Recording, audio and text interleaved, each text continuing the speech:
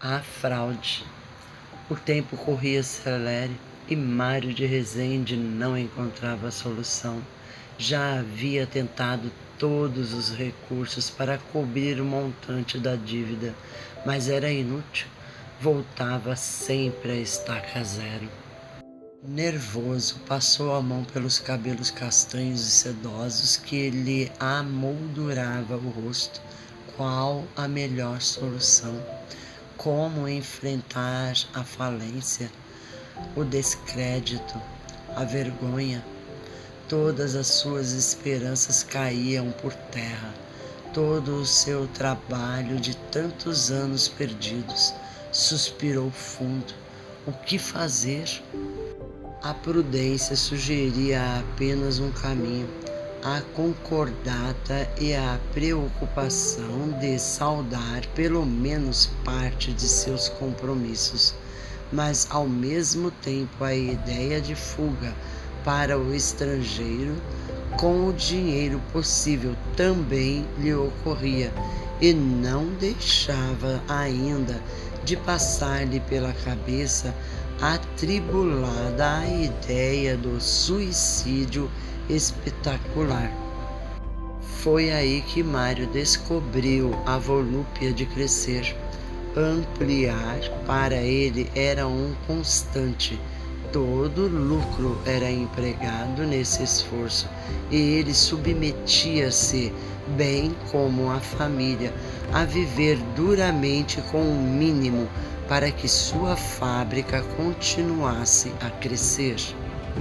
Aos poucos, ele achou que podia ser um grande industrial. Nada de negócios pequenos, de manufatura quase manual.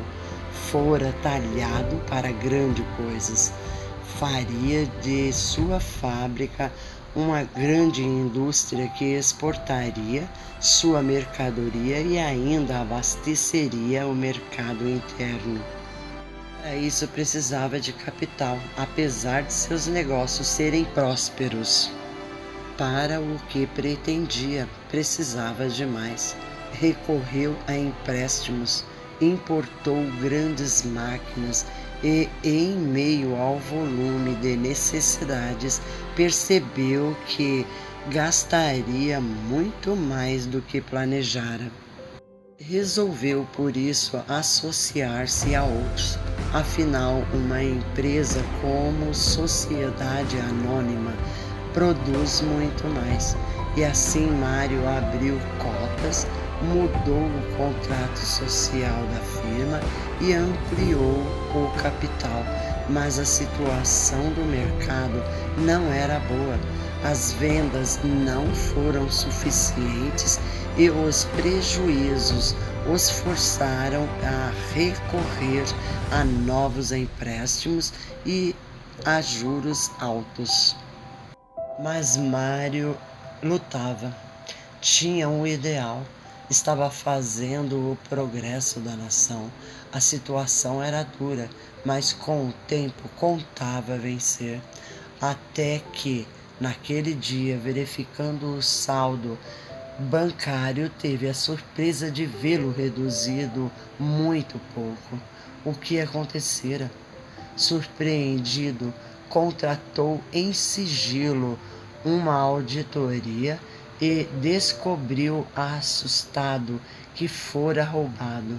Seu sócio, assistente direto, havia muito desviado grandes quantias, apresentando-lhe relatórios fictícios, e a situação era negra.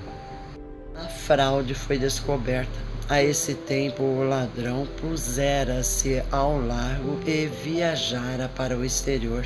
Mário tinha ficado com o montante das dívidas sem poder pagar. Deixou-se cair em uma cadeira, arrasado. A ruína.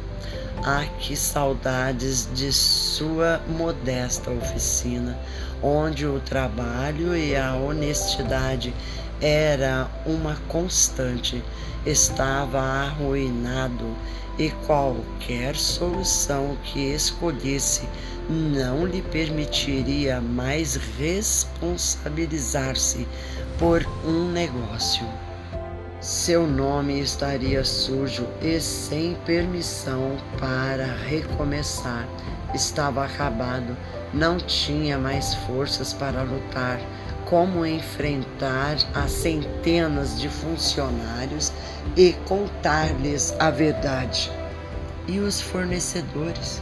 Como confessar sua incapacidade? Não tinha coragem, sequer tinha uma arma para matar-se. Estava desnorteado. De que lhe tinha valido tantos anos de dedicação ao trabalho honesto e agora estava nessa situação. Pensou na família, esposa e 3 filhos menores. Sequer encontrava tempo para estar com eles. Teria sido justo?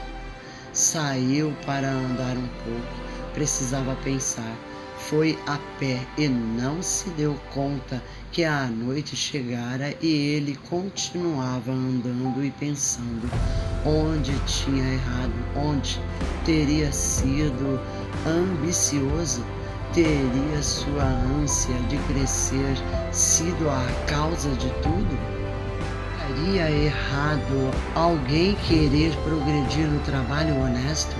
Mário pensava perdido em seus pensamentos. A culpa era de Antoninho, que o lograra roubar e enganara. Não fora a fraude e o roubo, ele teria conseguido vencer. Um ódio violento o cometeu. Se pudesse, matava-o, o Antoninho. Foi aí que, ao atravessar uma rua distraído, não viu o carro. Uma freada, um baque surdo e Mário perdeu a consciência. Socorrido e conduzido para o hospital, mas encontra-se em estado de choque.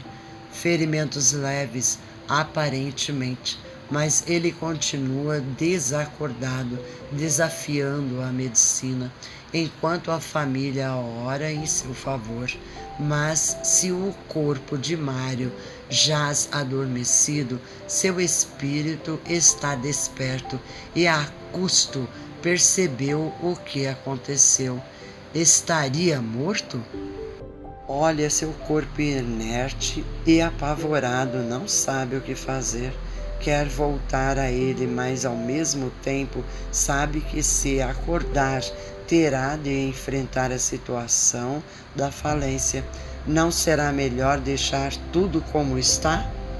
E apesar de sofrer o desgosto da família chorosa, ele não volta ao corpo, que permanece desacordado no leito do hospital, para consternação dos médicos, parentes e amigos.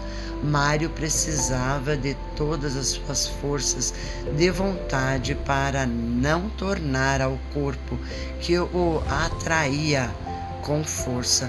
Estava apavorado. Perdeu a noção do tempo. Há quantos dias estaria ali? O que fazer? Suas energias estavam se consumindo e vendo que uma força enorme o atraía ao corpo, orou sentidamente, implorando ajuda a Deus. Entre lágrimas prometeu solene: Senhor, quero ter coragem para enfrentar meus problemas. Ajuda-me a não fugir mais. Admirado, viu diante dele a figura de um homem cujo olhar luminoso o atraiu agradavelmente e, humilde, perguntou: o que devo fazer? Volte, Mário, e enfrente a luta com coragem. Aprende a realizar bem aquilo que pedes, sem te perderes na ambição, e por certo recolherás o fruto do teu trabalho. Lembra-te também que a vida possui outros aspectos além das realizações profissionais para serem cultivados: o amor, a convivência, a família, os amigos, a arte, a cultura, a cooperação, o auxílio mútuo, vai e coragem. E Antoninho, pensou ele, ficará impune? Deixe a vida a incumbência de ensinar-lhe o valor da honestidade e do trabalho. A fraude não logra só duas vítimas, mas principalmente a quem comete. Já pensastes em tudo que o dinheiro não pode comprar? Mário acalmou-se. Ele tinha razão. Naqueles dias avaliara o amor da família, o sofrimento da esposa e dos filhos por causa dele, a preocupação dos amigos e até dos seus funcionários. Sentiu-se encorajado, disposto a lutar. E, mergulhando no corpo, acordou atordoado no leito do hospital. No dia seguinte foi para casa. O escândalo já tinha estourado. Mário teve o conforto do apoio de muitos amigos. Vendeu tudo, liquidou dívidas, ficou sem nada, mas graças ao respeito que sua honestidade detinha, alguns credores concordaram em esperar.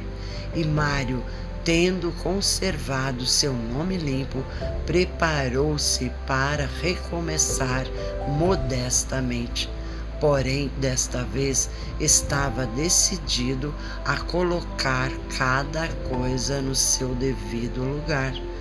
Marcos Vinícius.